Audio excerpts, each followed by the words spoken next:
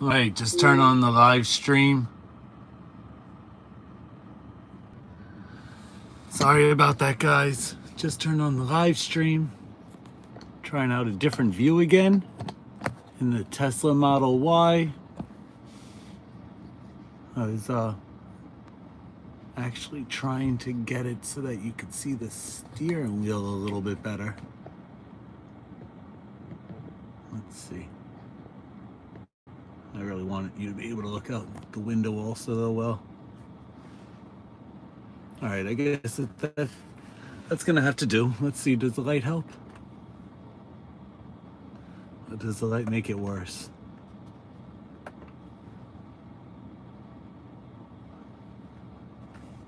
Let's see, right? You know what, we'll leave the light on.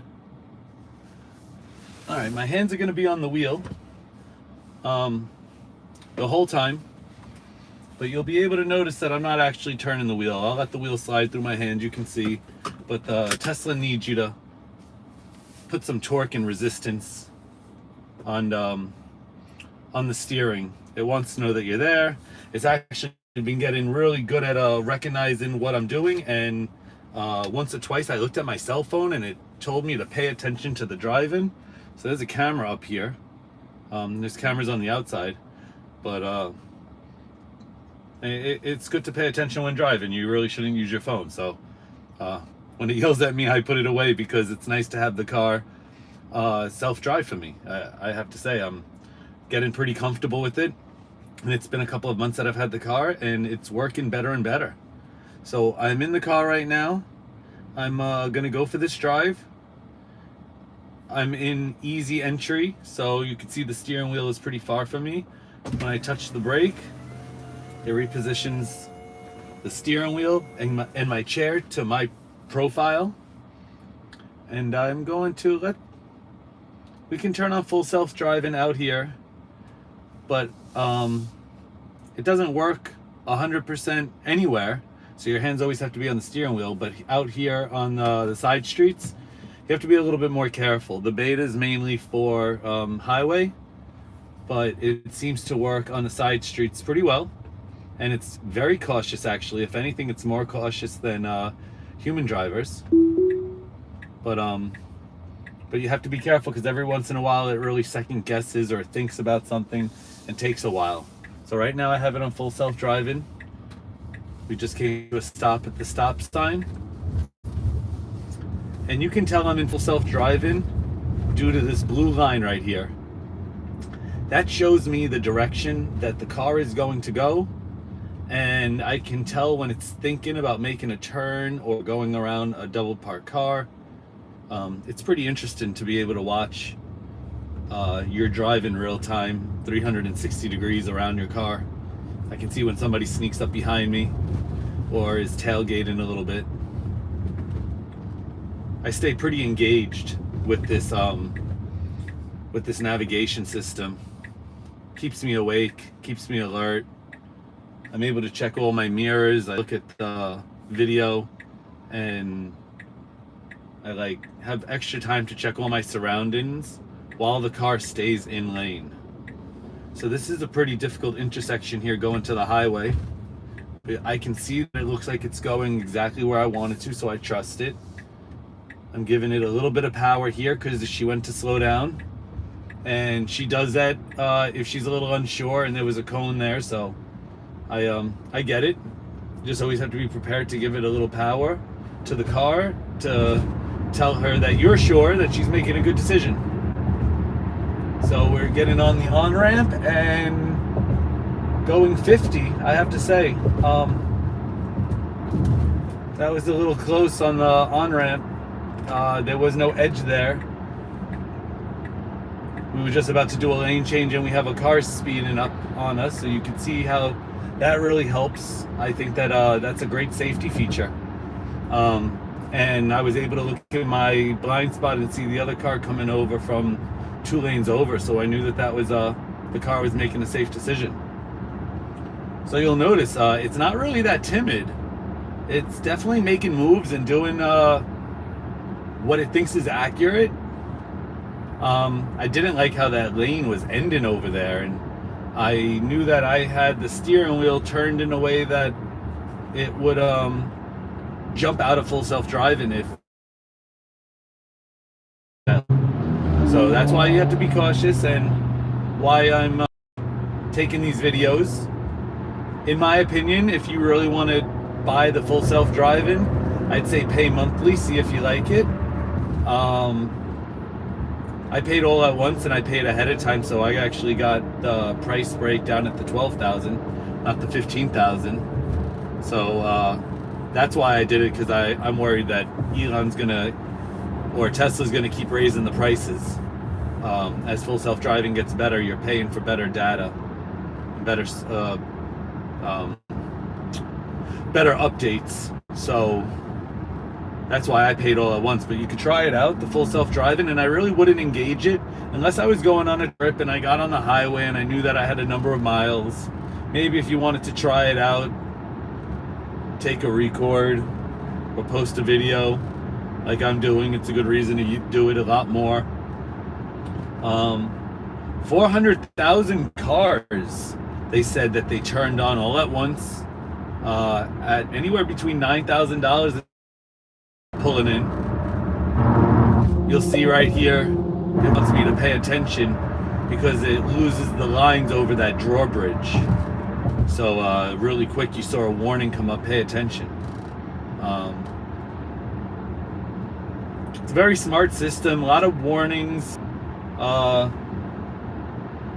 It's not the same as autopilot though. This is definitely more intense, a lot easier to use. The autopilot seems to go a little fast if you go side road. You really got to only use that on the highway, but it doesn't bounce between lanes. The autopilot really stays in the center, just like the full self-driving stays in the center. But the full self-driving is very capable of making a good calculated lane changes. It sees where the exit is that it wants to go and gets on and off exit ramps.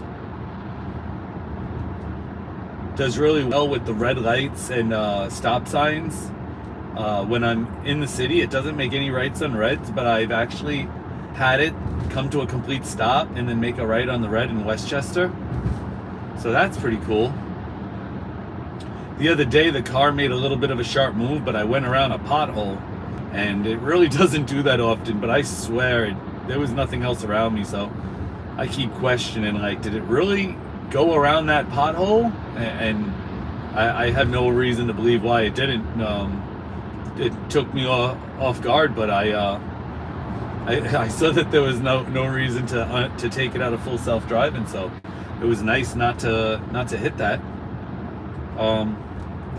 It looks like it's taking the speed bumps a little bit more serious. Every once in a while, I'm noticing that, like, even some shallow speed bumps, it just as we get ready to hit it, it really just lets go and slows down just a littlest bit with the regenerative braking. One of the coolest things about the Tesla and the data that it's showing me is that there's a bar up here, and when the bar goes white, we're given electricity to move forward. When we let go of the pedal, or the full self-driving lets go of the pedal like it just did, because my feet have not touched the pedal of the brake the whole time. This is regenerative braking, and on that downhill right here, we actually took in a little bit of energy that we collected back from the inertia of the car being propelled forward by the power we were given just before that. So on uphills, we use energy up, but on the downhills, we regather it through the regenerative braking on the dual motors. So it's one of my favorite things about Tesla. It's like you can see what's going on and really just gather an understanding on, like, your surroundings and why the car is doing what it's doing. Feels pretty good. I see my exit over here. I got a mile 0.1. And one of the things that you should know about full self-driving is that when you put in your navigation, first of all, you have to put in where you're going. If you don't do that, the car will not full self-drive and only autopilot. And then you got to press this right here. Steering wheel, road, and the lane change. It has a button right there, and you have to engage that. Otherwise, you'll just be an autopilot and think that you're in full self-driving. So far this car has been a lot of fun. After the price drop, I would really recommend buying this if you were thinking about it. I can't help but recommend it. Everybody that gets in the car, even if they don't like certain things about Elon Musk or Tesla, they end up telling me, wow, it's really fast, and boy, it's pretty sleek, and I can't believe how clean it looks inside the car because there's not much going on. I can't believe you have all this info here. Oh, you don't have a speedometer. Where do you see the miles per hour? I point right here, and they seem pretty satisfied. Oh, okay, I guess that makes sense. That looks pretty cool. So I've really just been getting a lot of good feedback from everybody, and I've been having fun with it. It's that's actually the most important part. Here we are getting off our exit. It just it's a double lane, and it took the inner lane right there at the last moment before it turned solid. Now this is where I get a little worried on some of these turns with the edge over here. I'm watching it. I see that I'm not gonna get too close, so I feel comfortable, but I'm not steering. I just holding onto the wheel and making sure that if it goes to do something outrageously stupid, that I'm here to keep my life in check. It sounds ridiculous, like why would you use this if you think it would do that? But so far it's really got my attention here, and it's been performing amazingly. I can name a couple of times that something funny almost happened, but I could also name a couple of times that it's definitely hooked me up and made sure that I didn't make a lane change when I didn't see a car over my shoulder. So that's pretty incredible. Right when I want to go make a lane change, how I see a car come up on the side of me and highlight red while it turns the lane red so that I can't, what was that? High curve, it said. Just like that. You could see the lane turn red, the car turns red. It's asking me permission to go into the lane. I gave it permission by clicking down on my stick.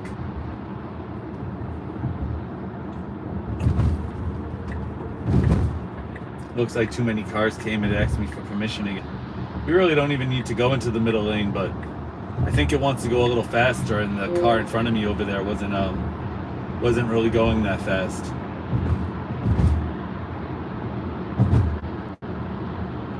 All right, it says we got 10 minutes left. We're 50% through our drive, 6.6 miles left.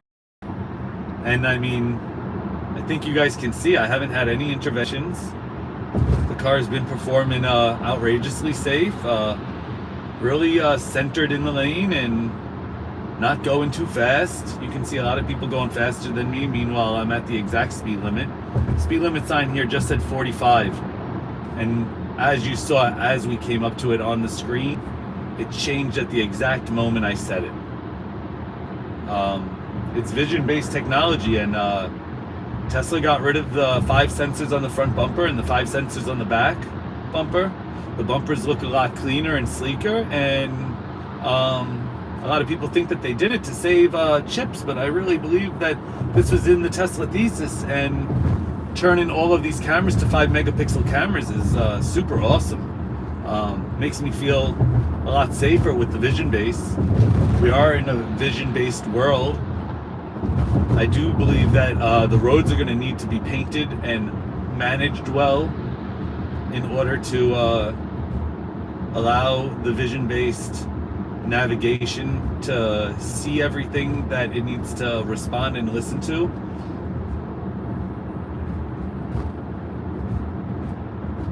Yeah, these are just a couple of my thoughts. Tesla stock up 68% over the last couple weeks. It's January 27th today, and on January 6th, I got a couple phone calls from a couple of people telling me that I should sell my Tesla stock. It wasn't even just one person; it was a few different people telling me this isn't looking good.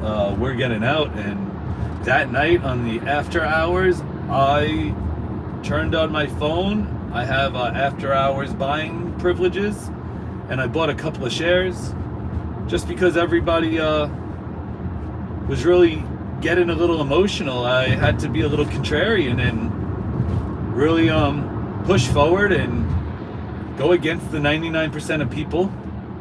I wish I bought a lot heavier. Somehow I bought at $102 in the after hours. I believe it only shows that it went down to 105. So thank you to somebody that sold me your shares.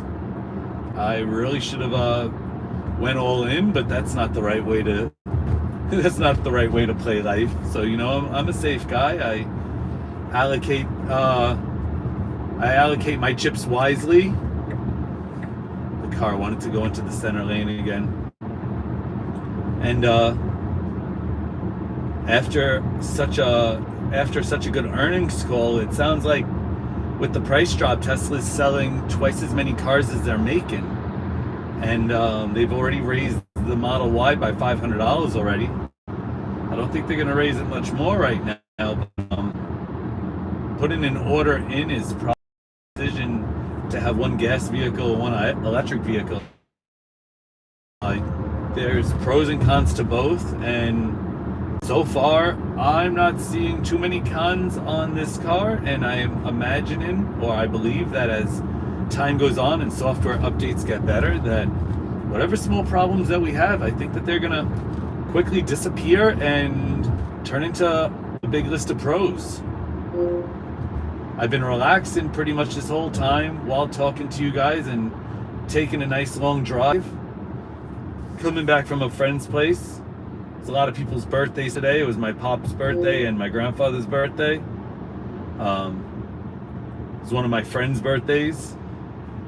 So I guess January 27th a pretty popular day. We're 6 minutes away right now, 3.5 miles left. This is a highway exit to an entrance. We just went from 2 lanes to a single lane. The speed sign over there just said 50 miles an hour, and we just got updated back from 45 to 50. Now this is pretty cool. Maybe you guys don't know this. If I want to make a lane change and I see no cars are coming, if I put my blinker on, here comes my camera, my blinker, it shows me where I'm going to make my lane change, and it turns off the blinker automatically. It's warning me that it wants to give me an upcoming lane change to the right, and I can tap to cancel. So I haven't tapped to cancel, and I wonder what I should press for that. Do I tap to cancel? So if I tap, it's not that.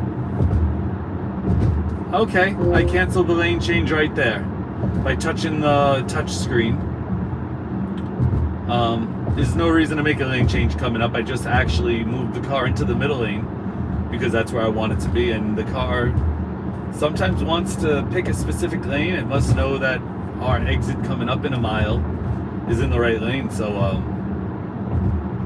let's see if it comes up again, how long it takes to want to make that lane change again. There's not too many cars out tonight, and I'm sure it's, well, here we go, lane change, confirm the lane change.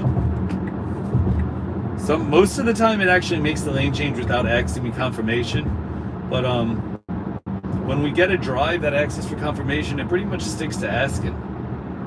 So I haven't figured out the reason why, but it's not really a bother. You just have to be paying attention. You got to look at the screen and see what's going on.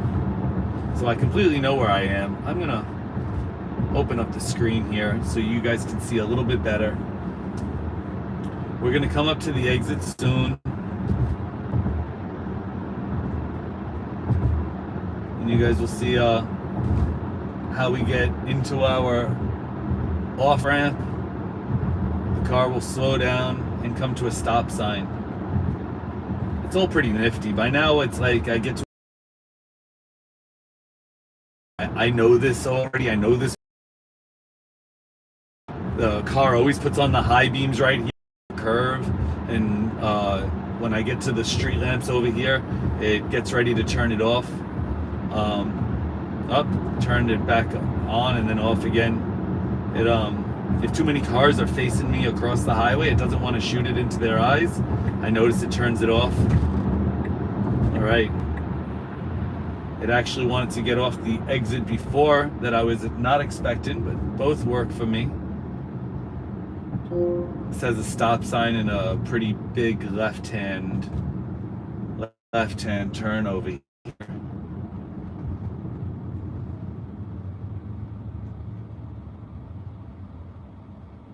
You can see that the lanes are really wide.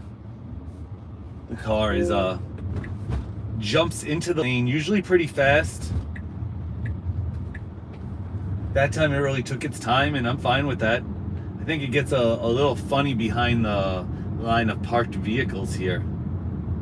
It questions if it's a lane sometimes and just kind of takes a moment to think.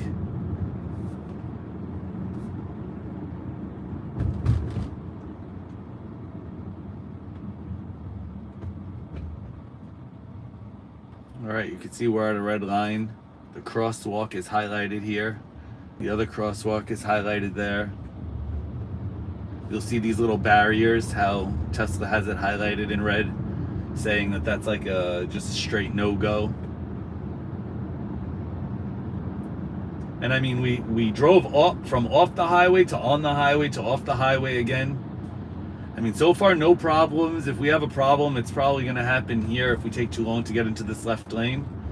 But it's highlighting the cars and highlighting the lane. I knew it was just going to come up. Just put on its blinker. Lane change, following. Okay, so we're right behind a car that has on their blinker. The car is going into a gas station, so you can see I just got myself into a funny situation, and the car performed beautifully. That was great. Nice and slow, didn't tailgate, didn't question the light, didn't change its mind to go down that other street.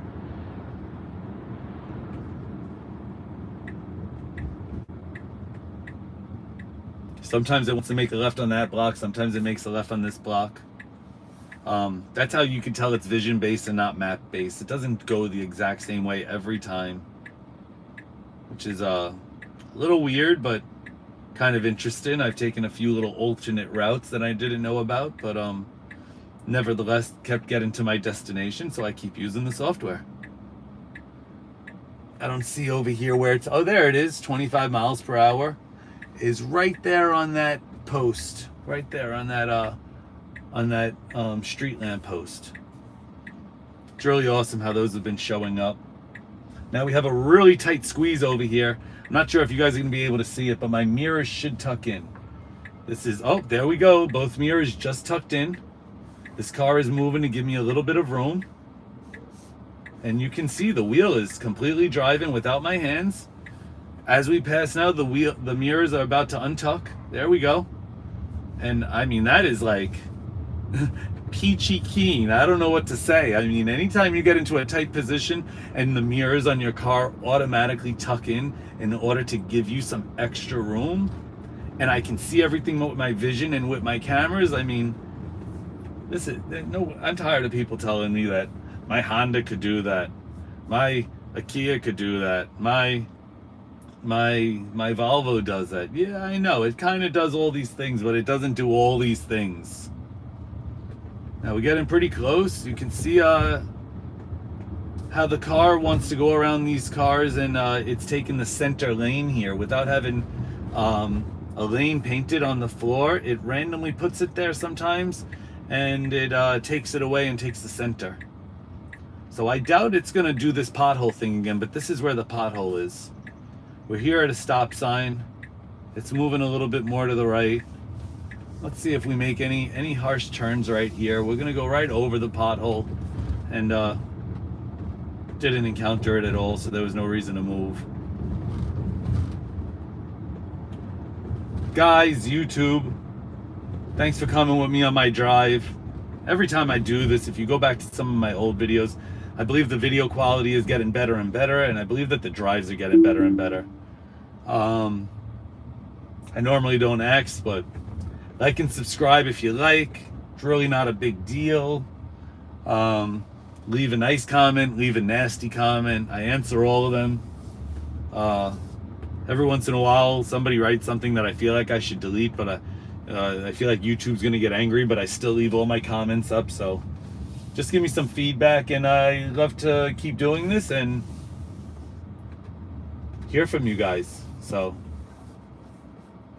I came to a complete stop right here on the control panel. I press it to park. I take off my seatbelt and it goes into easy entry, which is awesome.